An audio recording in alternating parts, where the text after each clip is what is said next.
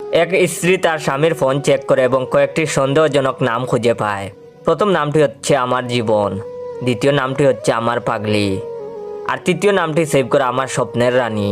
তখন মহিলাটি রাগান্বিত হয়ে পড়ে এবং প্রথম নাম্বারটিতে ফোন করে, দেখে এটা তার শাশুড়ি অর্থাৎ তার স্বামীর মা। তারপর সে দ্বিতীয় নাম্বারটি কল করে, তখন তার স্বামীর ছোট বোন জবাব দিল। যখন সে তৃতীয় নামটিতে কল করে দেখে নিজের ফোনটিতে রিং হচ্ছে, তখন এটা দেখে তিনি তার নির্দোষ স্বামীকে সন্দেহ করে আসছেন বলে খুব কষ্ট পেলেন। ওনার চোখ গড়িয়ে জল পড়া পর্যন্ত থামল না। প্রিয় স্বামীর স্বপ্নের রানীর ড্রিম গার্ল। তারপর তিনি সিদ্ধান্ত নিলেন বেচারা স্বামীর প্রতি এমন আচরণের হিসেবে তিনি তার 1 মাসের বেতনের পুরো টাকাটা স্বামীর হাতে তুলে দেবেন। যেই কথা সেই কাজ, তিনি স্বামীর হাতে টাকাটা তুলে দিলেন।